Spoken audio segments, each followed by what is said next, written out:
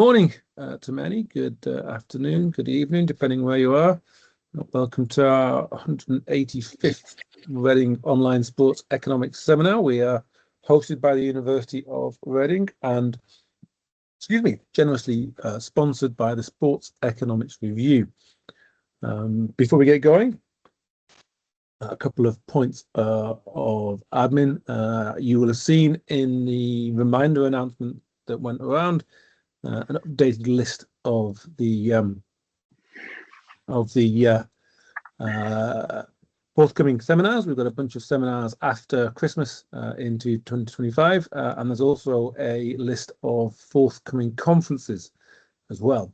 And one in particular in there is the second Latin American Sports Economics conference. I will put the link in the chat here, and if you're in the WhatsApp, Rose's WhatsApp group, you will have already seen Jorge Tovar, who's organizing the conference, has posted information there about the second Latin American Sports Economics Conference. That's going to be on the 17th and 18th of July in Lima in Peru.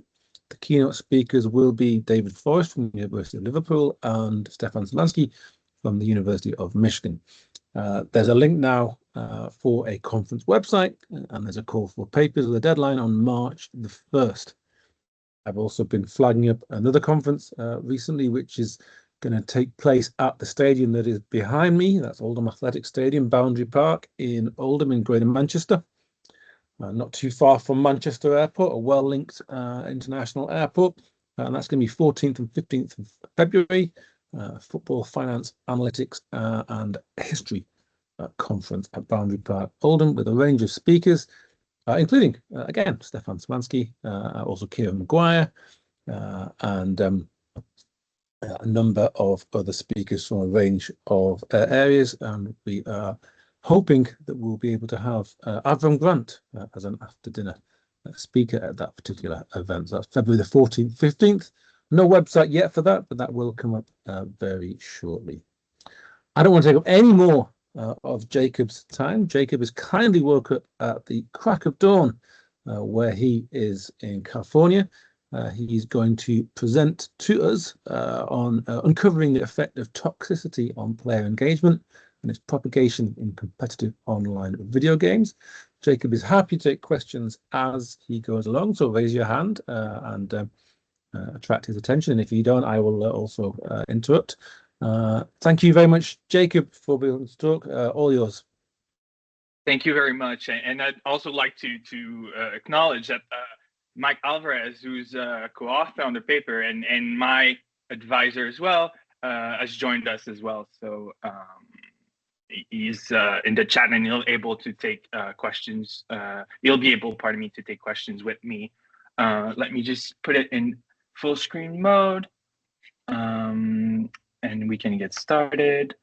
All right, so I've shortened the title just a little bit to uncovering the effects of toxicity in competitive online video games, and also I acknowledge Mike, but I'm also going to acknowledge Amin Mahmasani, who's an economist at Activision, and so that's that project is part of a broader research partnership that has been led by Mike with Activision to help them in their anti-toxicity efforts. And so let me just get started with some motivation here. If we look, and maybe I'm sure many of you are familiar with that literature, the effect of toxicity in competitive online video games have been relatively well documented. And I think there are two effects that at least stand out to me. So the first one is that toxicity contributes to player churn and deters new players from joining. So that the idea that toxicity affects player engagement in a negative way. And the second effect, I think, is also very important as well. It is that toxicity has a tendency to spread.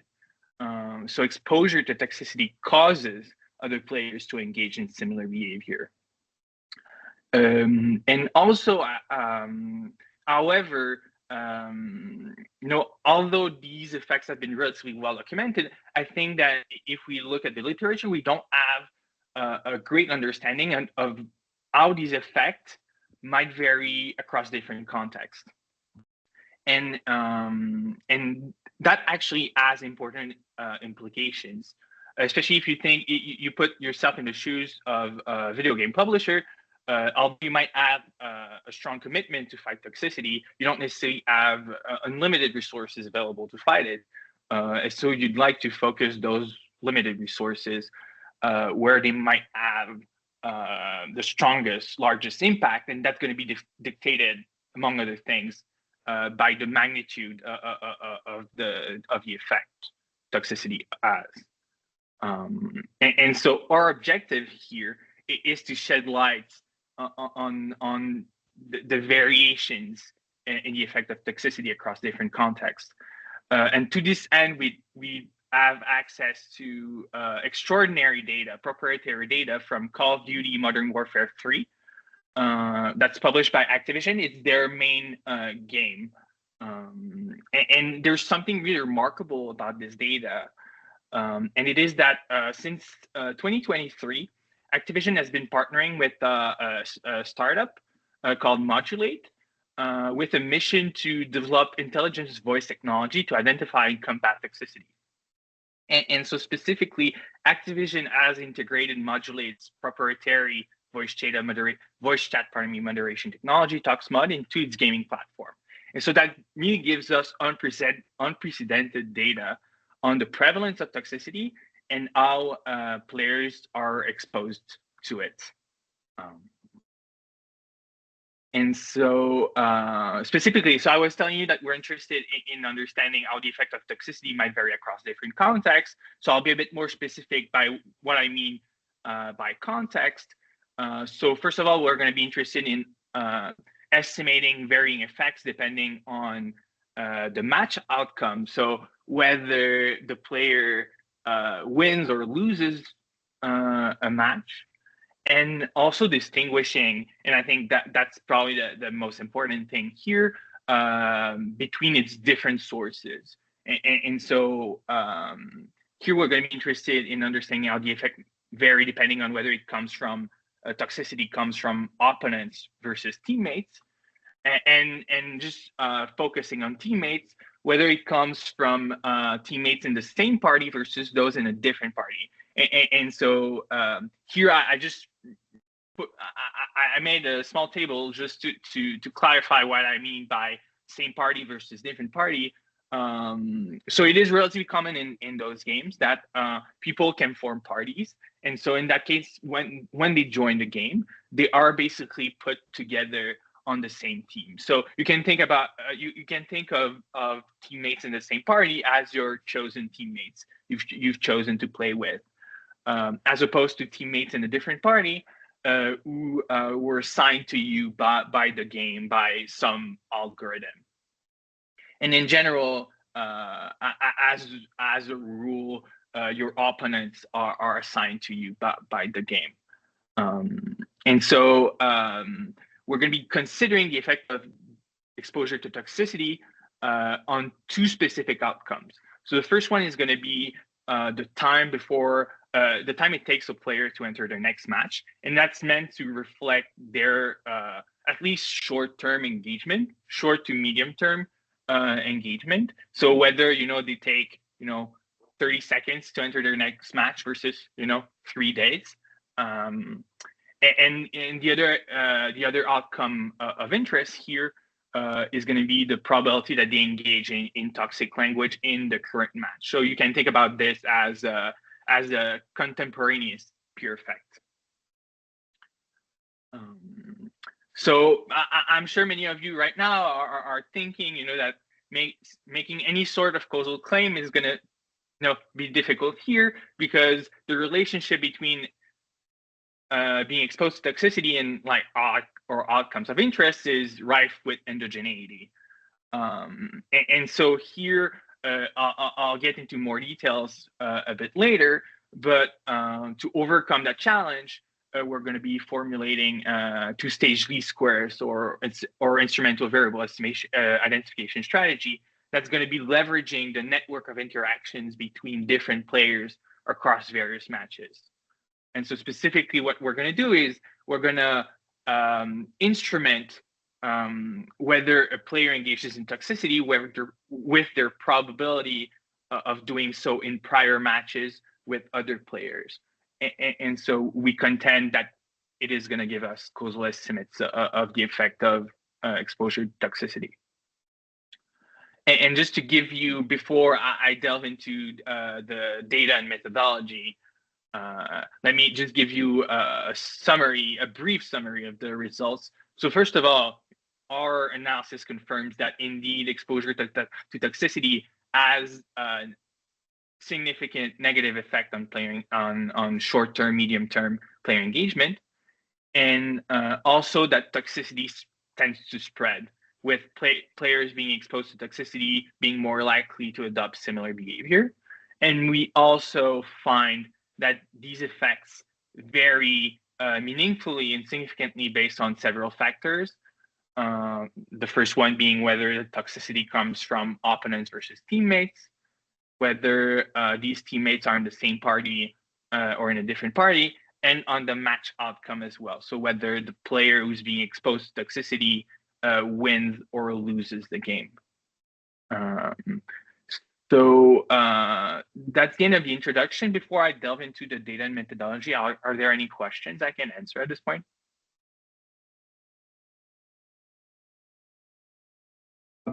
Sounds good.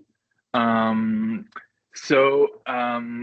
data sets consists of data from matches in the team deathmatch mode, and I'll be specific in a minute about what this actually entails. In the Call of Duty Modern Warfare 3, matches that were monitored by ToxMod, so this voice moderation technology, from November 10 to December 10, 2023, so just about a year ago. And so that corresponds to the first month after the launch of that installment of the game. And so specifically, we analyzed slightly over 50 million observations, each observation representing a single player in a single match. And so these 55 million observations come from slightly more than 4 million unique matches and 4.5 million unique players. So on average, we observed each player in our data set participating in 12.44 games. And so I'll mention as a caveat that this does not necessarily represent the universe of data. That's not the universe of all the games, but that it is some sample, of that universe. And so here we chose the team deathmatch game mode. That it's the primary game mode in Modern Warfare 3. And so what it entails exactly is that the players are divided into two equally sized teams. So I think typically we're talking about teams of 12 or 16. And players' objective in that game mode is to eliminate players from the opposing team as often as possible. And what happens when a player is eliminated is that they respawn or reappear at a different location on the map. And how we determine who wins is basically, so the team that wins is the one that either first hits a predetermined point limit or accumulates the most eliminations by the end of the game. And so I was telling you earlier about like this remarkable feature of Call of Duty Modern Warfare 3 ToxMod, and so I wasn't involved in designing it. So and that's proprietary technology, but we still have kind of some knowledge of actually what it's meant to capture, and all this.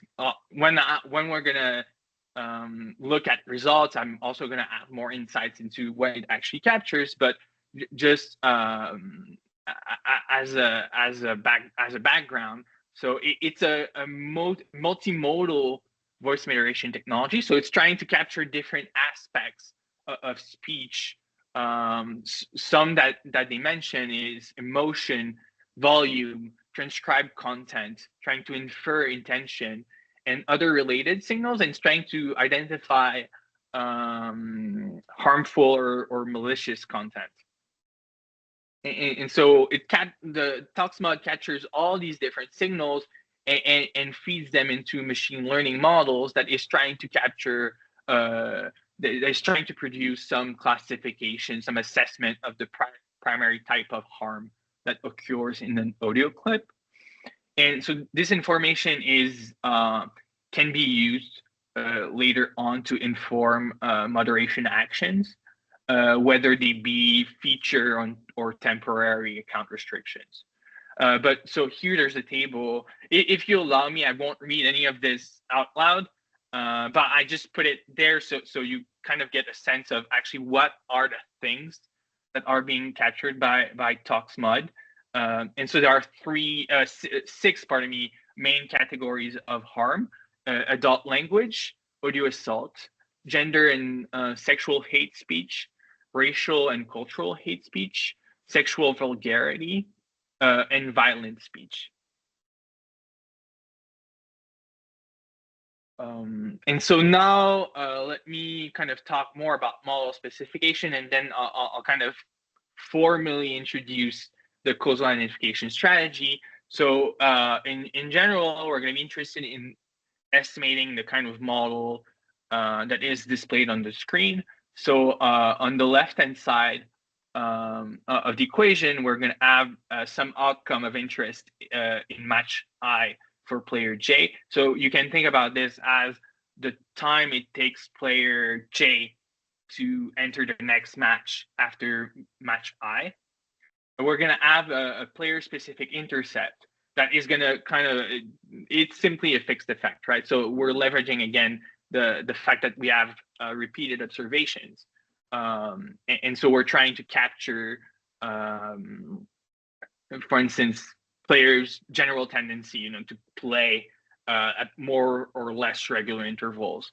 Or if you think about contemporaneous peer effects, we're going to be trying to capture players' natural propensity to engage in toxic speech.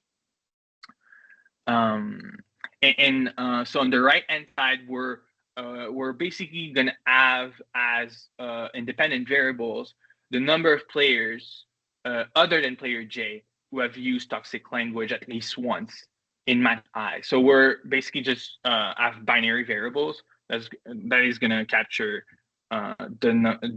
whether each other player engages in toxic speech, and we're really focusing here with ToxMod. We have the ability to see whether a player is being exposed to it. So we're really only focusing on the cases where we know that some player has actually been exposed, has heard the toxic language in question.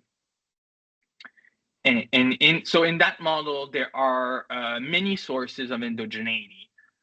So I think the first one is that the model might be misspecified, right? There might be some variables we don't necessarily control for, but that are going to simultaneously influence outcomes of interest and exposure to toxicity. What the example I like to give is that there might be something occurring in a match that might, something that is not necessarily observed to us, that is going to lead a player and their teammate to both engage in toxicity. And so in that case, one player would engage in toxicity, and one of their teammates would engage in toxicity as well. So that would kind of generate endogeneity. The second source main source, let's say, of endogeneity, I was telling you earlier that so players have the ability to form parties, and they can do so potentially with the intention to engage in toxicity, or because they expect toxicity from particular teammates. And so another way, the way I like to describe it is that there might be some chemistry, quote unquote, between some players that might lead them to be toxic together, right? And the third source of endogeneity is actually kind of a fundamental one, and in fact that's one we're interested in. The fact that we have simultaneous causality here, so that players are going to mutually influence each other. So I'm no, like two players might together engage in toxicity, but we somehow would like to assess the direction of that causality. And so here the way we go about overcoming or trying to address those sources of endogeneity is to leverage the fact that we observe players participate in multiple matches with different players.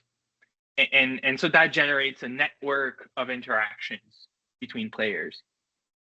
And so what we're going to do is we leverage that to formulate a two-stage least squares estimation strategy.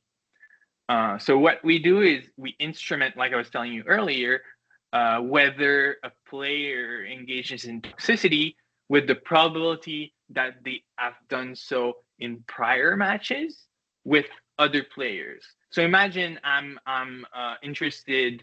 Let's just kind of, for the sake of simplicity, consider a case where there are only two players. And so imagine I'm interested in estimating whether when play to estimate the effect of player I engaging in toxicities on player J's player engagement. And so in that case, I'm going to instrument whether player I engages in toxicity in the current match with the probability that they have done so in prior matches where player J wasn't playing as well. And so maybe to kind of try to make that slightly more concrete, so I put a slide here. So that would be essentially what our structural model of player behavior would look like. So here we have the number of teammates who engage in toxicity. We have the number of opponents who engage in toxicity. And so each of these independent variables, we're going to instrument it with its average in all prior matches in which player J did not play. Hopefully that makes sense. But so here, I'll just kind of spend a couple of minutes trying to just argue for the validity of this causal identification strategy. So in general, for an instrumental variable to be valid, must meet two conditions. So the first one is relevance. So that instrumental variable must be strongly correlated with our endogenous explanatory variables. And the second one is exclusion. So the idea that the instrumental variable is independent of the error term of the structural equation, or another way to say this is that this instrumental variable is exogenous. So for relevance, there's kind of a standard rule of thumb approach to assessing relevance, and it is to look at the F statistic of the first stage regression. And as a rule of thumb, I think there are debates, and I'm not sure there's a lot of science involved, but usually people are gonna say that you need an F statistic of at least 20 for a strong instrument. The good news is that we're way above 20. Even if you want to make it 100, we're still above that. You see that F statistics vary from 365 and they go up to almost 30 200. So we're in the clear, I think, in terms of having strong instruments. The more tricky aspect is the exclusion restriction. So that's not something that we can really empirically test. It mostly depends on the assumptions you're willing to make on exogeneity of the instrumental variables. And here I'm just going to take 1 or 2 minutes to kind of argue that actually our identification strategy at least effectively addresses the main sources of endogeneity. So the first feature of the instrumental variable is that it does not account or does not include any data from the current match. And so it's going to eliminate endogeneity from events that occur in the current match. So that's kind of feature number one.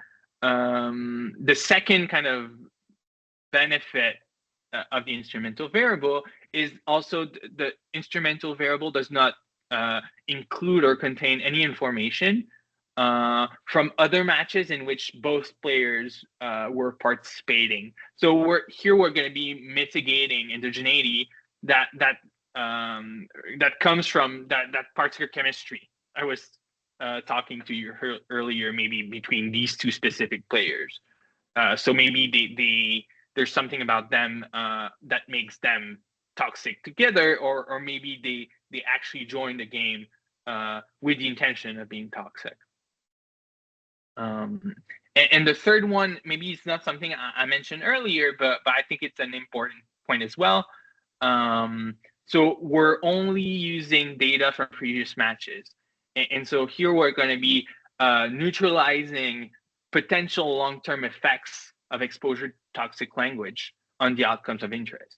So concretely, we don't, that's something, we don't necessarily have a lot at least I don't have necessarily a lot of evidence to support that, but there's a possibility that being exposed to toxicity today might lead me to be more toxic for a long period of time. So here we're assessing these contemporaneous peer effects. So whether being exposed to toxicity has an effect on my behavior in the current match, but these effects might be active for a longer period of time. So I think that concludes my presentation of data and methodology. Are there any questions I can answer before I delve into the actual results? And you'll see it's going to be quite interesting.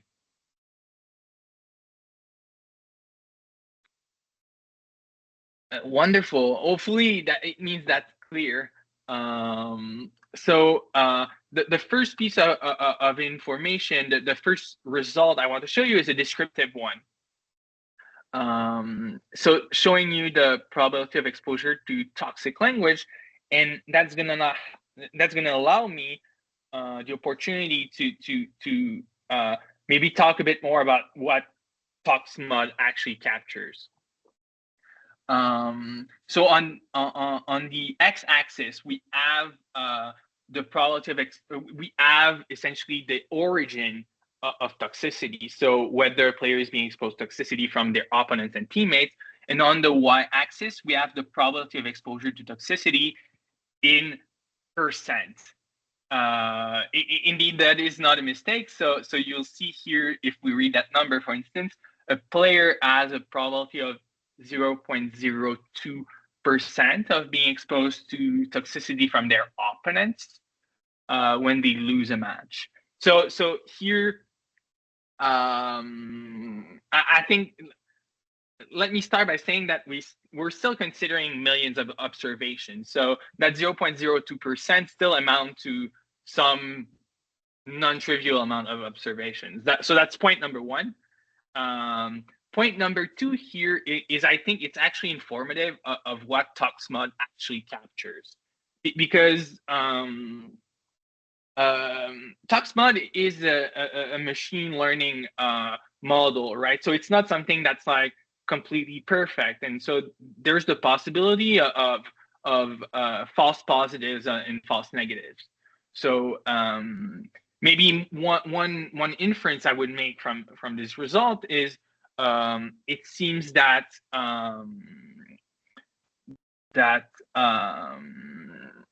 ToxMod is kind of focused on only capturing the most the clearest instances of toxicity, or another way to put this would be the most egregious instances of toxicity, those that are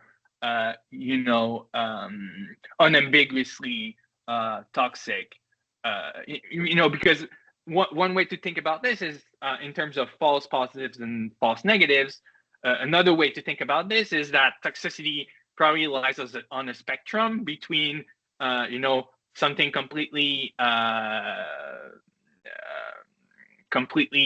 non-toxic, completely normal, and something absolutely again egregiously toxic. And probably ToxMod focuses on the end of the spectrum that is the most egregiously toxic.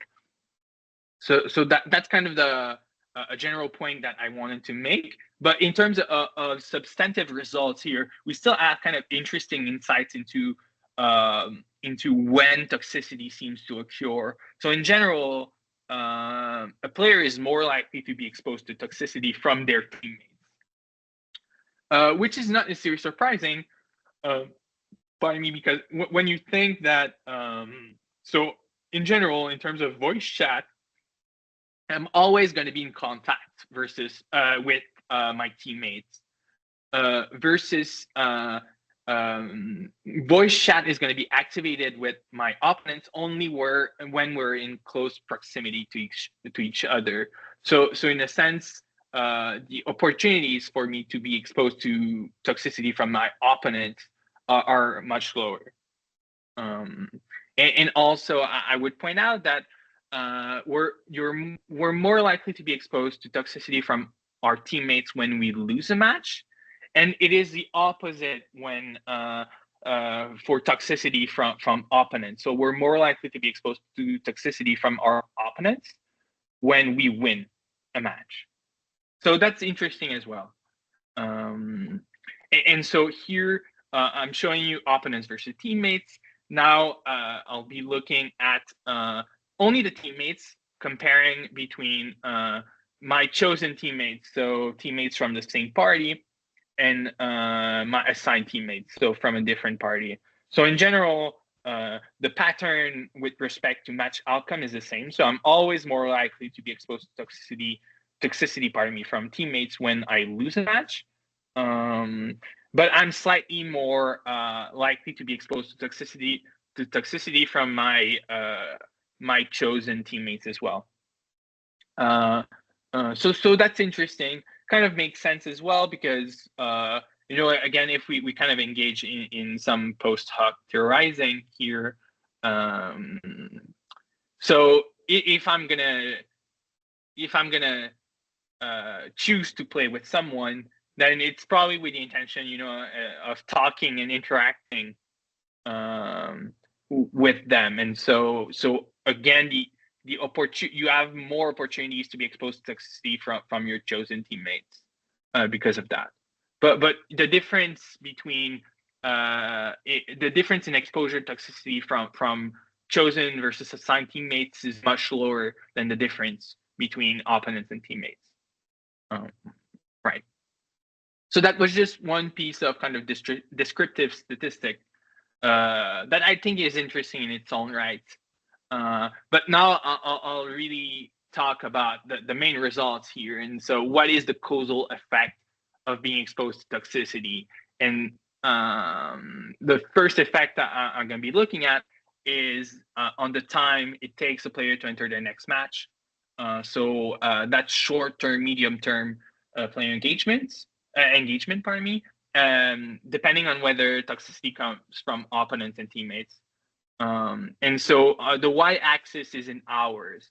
So if we read that estimate, that means that on average, after being exposed to toxicity from an opponent when we lose a match, it takes an additional 60 hours on average to players to enter the next match. So again, the 60 hours should make it clear that this is a relatively meaningful amount of time. And so here, in terms of top line results, so the smallest effect on player engagement comes from being exposed to toxicity from teammates. So on average, it's going to have something like an effect of between 16 and 17 hours. And the largest effects come from being exposed to toxicity from opponents, especially when we lose a match, in which case it's going to increase the time it takes us to enter the next match, like I was telling you, by more than 60 hours. So something like 2 days and a half. So now, so that's the effect on player engagement. Now let's look at what I like to call the contemporaneous peer effect. So how being exposed to toxicity affects my own probability of being toxic in the current match.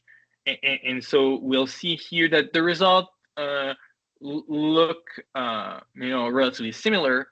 So again, the largest effect, but later on, I'm going to have a caveat, but so the largest effect, just if we're comparing an average teammate versus an average opponent, comes from being exposed to toxicity from an opponent when I lose a match.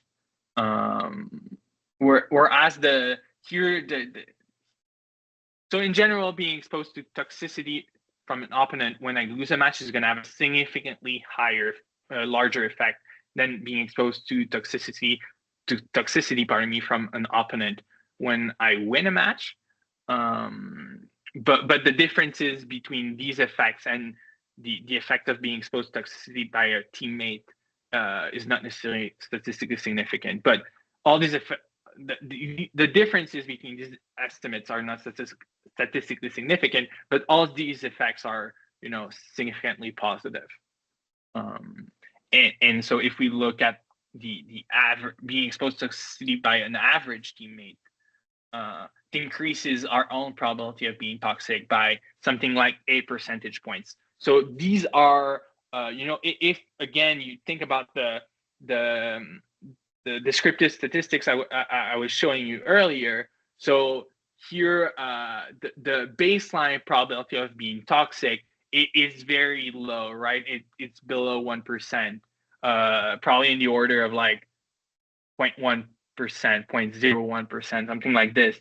And so these effects are, in terms of magnitude, relative magnitudes, are very, very large. So maybe I'm just kind of taking a step back from the actual estimates and the actual figures. So here it's kind of telling us that toxicity is a social phenomenon, right? That's something that people do together, and people are very responsive to seeing other players be toxic, and that leads them to be toxic as well.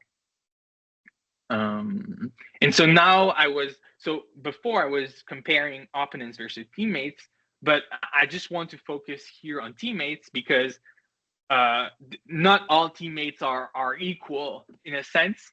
So you have your chosen teammates and your assigned teammates as well. And I think it's quite reasonable to think, that being exposed to toxicity from your friends that you interact with all the time and you choose to play with is going to have a different effect on players than being exposed to toxicity from pure strangers, you've probably never interacted with. And so in terms of player engagement here, we're going to see that it has kind of a huge implications. So in general, being exposed to toxicity from your chosen teammates, so teammates in the same party as you, is not going to have a statistically significant effect on your player engagement. Whereas here, being exposed to toxicity from your assigned teammates, so teammates in a different party than yours, and who you've probably never interacted with before, is going to have a statistically significant effect. So I think that's if we're going back 2 slides earlier, I was telling you that in general, being exposed to toxicity from your teammates has a statistically significant negative effect. That's not exactly kind of completely true, because in fact that's toxicity from your assigned teammates that matters here. Right, so in terms of player engagement, it seems that the negative effects comes from your assigned teammates. But so if we're looking at the peer effects, so the influence other players have on my own propensity to be toxic, is the complete opposite story here, and it completely makes sense, right? That players are way more responsive to being exposed to toxicity from their chosen teammates in terms of engaging themselves in toxicity, and that makes complete sense as well. And so just before I kind of interpret those figures, so here that would be, if we're looking at the estimate of being exposed to toxicity from my chosen teammates, when I lose a match, it increases by 69.5 percentage points my probability of being toxic, versus the effect of being exposed to toxicity from my assigned teammates it's statistically significant here. We don't see the confidence intervals because it's very low, but it's still a meaningful effect. Once again, when we keep in mind the baseline probability of being toxic, it increases by maybe like 2 percentage points. So that's still meaningful. But it's much lower than the effect of being exposed to toxicity by from chosen teammates. And so here again, it makes complete sense when we we can look at all the literature, but also I think it's quite intuitive to think that those are your chosen teammates, and so naturally you're going to be kind of you're going to have a general kind of affinity with them, and so you're going to be more likely to kind of mirror their behavior. And if you think about the pure effect literature in that setting, but also in all the different settings, I think the main, at least one of the main explanations for peer effects is conformity, right? That players or people in general are trying to conform to some perceived social norm, and so here it's I think it's quite natural to think that our perceived social norms are going to be shaped by the people we interact with the most and with whom we have a close connection. So here, and that's going to be my last slide, and I'm going to be more than happy to answer questions afterwards. But so if we go back to motivation here, so I think just from a substantive point of view, I think those results are very interesting to understanding the nature of toxicity and especially the fact that toxicity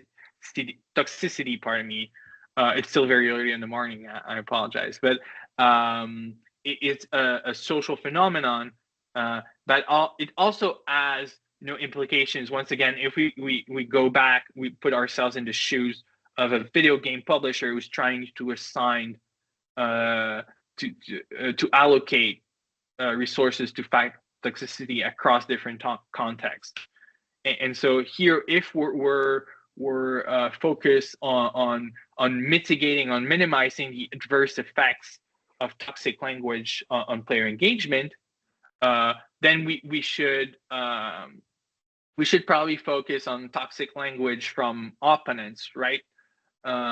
Versus if we're trying to minimize the proliferation or the viral nature would be another way to put this of toxic language, then maybe we should focus on toxic language from teammates in the same party, and probably probably the optimal solution lies in between these two things, but I'd like to point out here that there seems to be kind of a when we're weighting both possible objectives, then it seems that toxic language from opponents appears to be kind of a prime target, or something that we should pay close attention to. And also, that's something I wanted to mention earlier, but before I end, I'm going to mention it. In general, we were showing that we confirmed that toxicity had negative effects on player engagement. And I think, because I have no doubt that I think video game publishers, thinking about Activision especially, have a strong, I'd say, moral commitment to fighting toxicity. And I've seen, and we talked about some of their efforts in that regard. But also, I think we're kind of showing and demonstrating here that they also have a vested interest as well, because at the end of the day, exposure to toxic language negatively affect their player engagement. And as I think companies are trying to maximize profits, player engagement is something that they care about as well. So we're kind of, I think, arguing that there seems to be a conjunction or convergence of moral commitment and vested interest to fight toxicity. So I think that concludes my conclusion and my talk. But I'm happy to answer any question you may have. Great, thank you very much, Jacob. Thank you. That was really, really interesting talk, and giving you a team's round of applause. And we've got time for questions and comments from the audience. So if anyone has any questions or comments on Jacob's talk, please do raise your hand and ask away.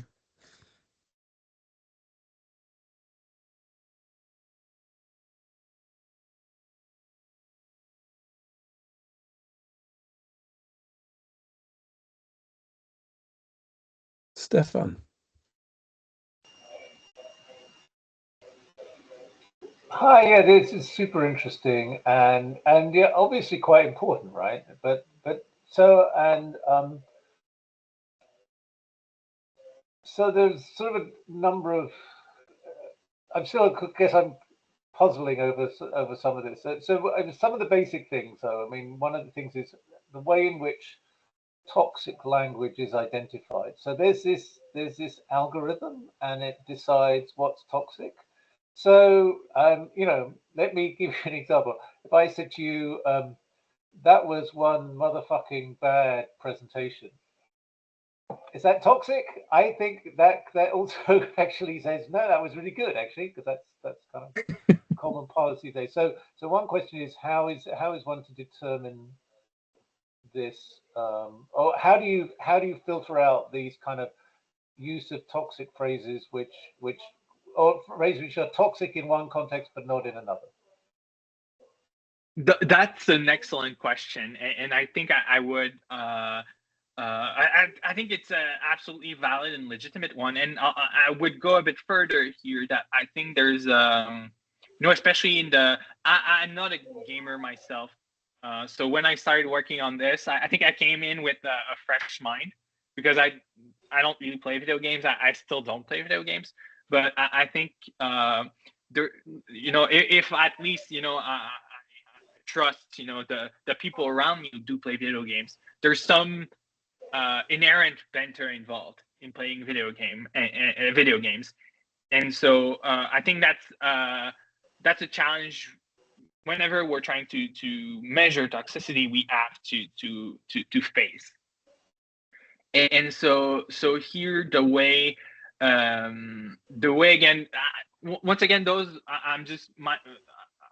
I'm gonna start by saying that those are my own observations, as a third party who just sees the results from ToxMod. And so here maybe it would be interesting to talk to the people who actually designed it.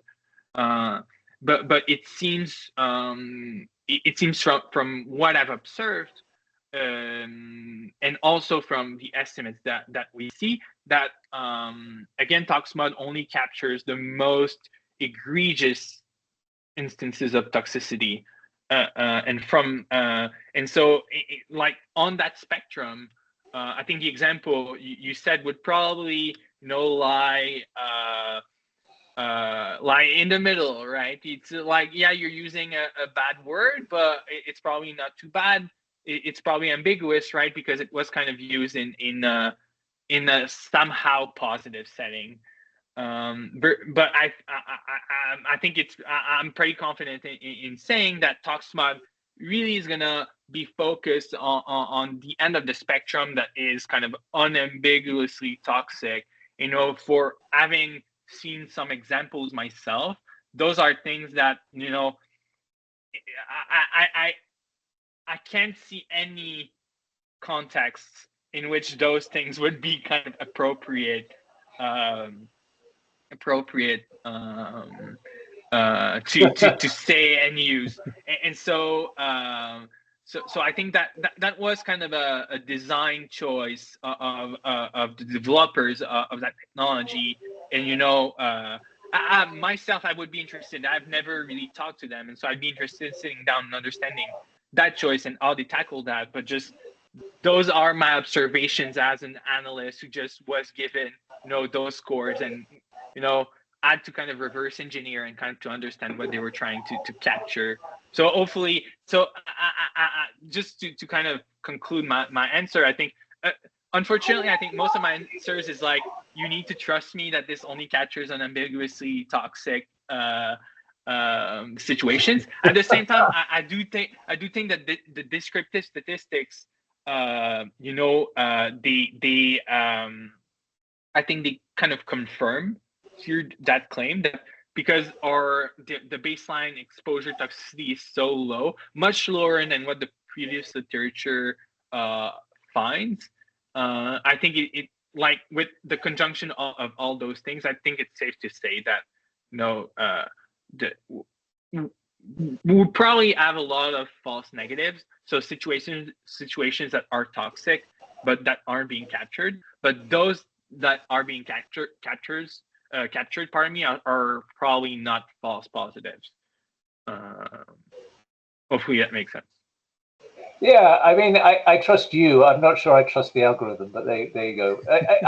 Another point I think is, this is just a much more general point, which is the policy question, which is, and I get that you're being given this data by the kindness of the company who runs this site, who are purely interested in improving human welfare and making the world a better place for everybody. But on the other hand, some cynics might say that actually these video games are actually destroying social skills and social interactions, and therefore the more toxicity drives people away from these, the better. Keep people away. We don't want these things. They're terrible. This again, an old man speaking now, but the public policy, you have to admit that the evidence on the contribution of video games to social life is on average is pretty negative, right? I don't think I'm familiar enough with that literature to make kind of a judgment of my own. But here maybe kind of one way I would kind of address that question, would be to say, I think whether video games are good or bad, I think is a broader question. But if we're starting from the assumptions that there are going to be video games no matter what, then at least we have some clues as to where toxicity has the largest effect, and kind of trying to show that there's kind of a vested interest in a sense from video game publishers to fight toxicity. So if the choice is between having toxic video games versus non-toxic video games, I think well, personally, again, it's a normative judgment, and so I'm I think going a bit beyond what the research says, but between these two options, I'm going to safely choose the one where with the non-toxic video games. I challenge you to be a little bit more critical than that. I mean, come on. I mean, it's like saying, yeah, we know we've got to have fentanyl, so I'm just going to make sure we get good fentanyl rather than bad fentanyl. I mean, you can't abstract from whether video games are socially detrimental or not in terms, because this whole project is to enhance this video game. I mean, they're sponsoring it. They want you to do this. They want you to find this. They want to and they, in their words, in their sense, they want to get rid of something which is reducing usage of their product. So I don't want to be too critical. I mean, it's a research, it's an interesting project with these interesting data, and it's good stuff. So, but I just honestly, in the broader context, I think you do need to be a little bit more critical. Can I jump in real quick on this, Jacob? Yeah, go ahead, please. I would say first off that I don't really know in Microsoft Teams how to share a link, but we do have another paper that was published recently that actually talks about some of the questions you're asking in the first question about, how do we actually detect this kind of toxic behavior and problems in identification and some of the ambiguities that you're discussing. So this is a kind of a multifaceted research project, and the part that Jacob's been talking about is one component. Some of the more recent work that we've been doing is actually taking the problem and kind of inverting it and looking at it from a different perspective, which is instead of trying to find the toxicity and the toxic behavior and the bad behavior, and essentially moderating or punishing it, which is what Jacob's really talking about here.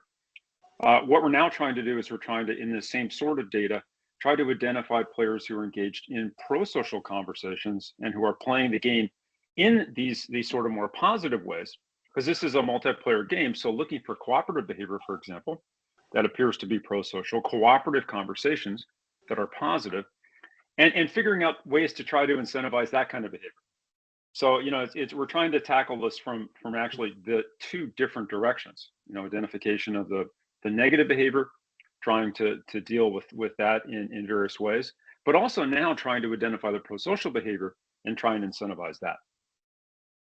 No, I mean, again, I don't want to hold the conversation. It's super interesting, and it's a great research project, and the whole thing sounds really interesting and about it. I'm just saying, I don't think you can abstract from the question about whether video games are a socially desirable thing in general. I mean, that is part and parcel of what you're doing, and it's tricky because I understand it. You don't want to get into that, but it's like me.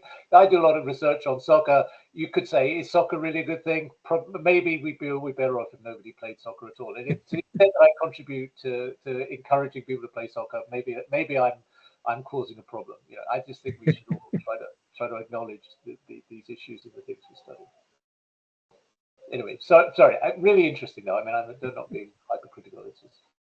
But thank you for your question. I think you're raising interesting questions, and no, I think we're going to keep those in mind in the future. Thank you, Stefan. One of the things that struck me was, this is happening at the same time that you've got, Twitter becoming X and abandoning all attempt at moderation. You've got a political climate which, if I understand it correctly, from afar here in the UK, your political climate in the US is moving away from all these kinds of, woke nonsense, where you're intervening in these kinds of situations, let free speech, go ahead and, we'll do whatever. So I'm kind of intrigued that this has appeared within that context. Is it well known amongst players of the game? Are they told that this new system is in place? Are they aware of it? And I think you mentioned punishments, and I was kind of interested in what the punishment is if the detection is very low. Is there a high for someone that's found to be engaging in toxic behavior? So answer to your first question, that yeah, indeed, this is public. This is I think Activision were pretty forthcoming with their players and the public about like using that technology. That's that's maybe anecdotal, but I've heard of players discussing that on online forums as well. I think like in the very committed player community, forums, are kind of very important, and so I've heard evidence of them discussing that. And I think if you are interested, you could hear about their views of that. And can you remind me the second part of your question? I apologize. Yeah, I was just kind of wondering about, obviously, I guess conditional on, that being well known. Obviously, I guess therefore people play the game know that they could end up being punished if they're caught engaging in this kind of behavior. So what the punishments are? That's an excellent question as well. So I would there's actually I'd say that that's a personal judgment, but I think I've been kind of very impressed, and so I think at least once and probably twice a year, Activision releases has been releasing for I think a couple of years now, anti-toxicity reports. So kind of trying to summarize the efforts, their efforts to fight toxicity, and I think they delve into those questions. And I don't have the figures necessarily of the top of my head, but I think ToxMud. My answer, what I would say is that I think ToxMud is one element of a multi-pronged approach to fight toxicity, and so there's been research that we've done that I was kind of mildly involved in, that was looking at the human moderation aspect as well. So the machine learning and it's the technology that is going to take, that can inform moderation actions is one part, but they also have an operation with humans trying to look at this and make judgments about maybe player reports, for instance, is one possibility we have to identify toxicity. So that would be kind of a caveat that I'm not sure there's necessarily kind of a I think that's kind of one piece. ToxMud is one piece of information in like this much larger approach. So it's very difficult for me to kind of tell you that like you do X, you get like that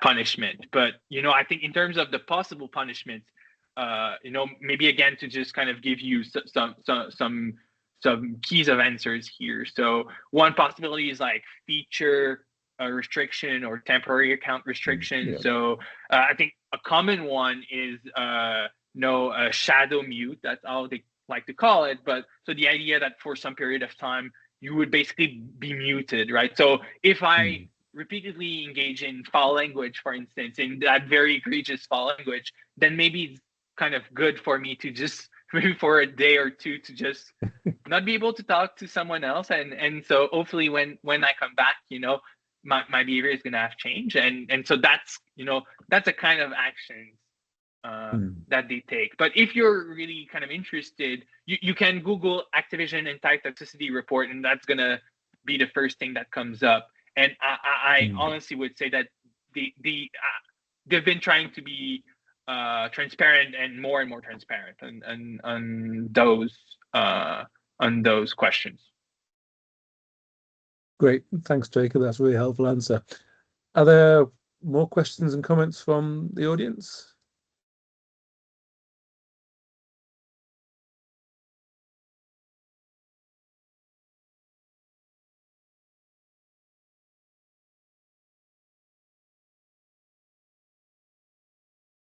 I'll ask a slightly no, it's not an unserious question, but it's not quite as serious as I think toxicity is. But obviously you've got outcomes of these games, and these people are playing games, and you've got toxic language going on. Do you have any evidence about whether that influences outcomes? The more toxic the language is, that can somehow have some kind of influence on the actual game outcomes themselves? That's an excellent question. I personally have not done research into that question, so I think, but if I'm just having read the literature, I think there's some evidence of that. I'm I'm not sure specifically that there's been research looking at Call of Duty. That might vary depending on the game. So, that's one caveat to keep in mind. But indeed, the evidence suggests that being exposed to toxicity might hurt a player, might hurt their outcome. And I think going back to what Mike was mentioning earlier about pro-social behavior, I think one of the working assumption here, and I think that seems to be substantiated by our evidence, that being pro-social actually helps, right? Because those are team games, right? So cooperating with your players is kind of an inherent part of the game. And in fact, if you want to achieve the best outcome, that's kind of probably a necessity, right? To be able to cooperate and to play with your teammates, really. And so I think, if I'm just thinking about the broader things that we've been doing here, that's been a working assumption. And I think that's something we're actually, I'm not necessarily involved in the pro-social, I'm not deeply involved in those pro-social research projects, but I know that's something that the people that are behind it are looking to substantiate even further. Great. Thanks, Jacob. Any more questions and comments?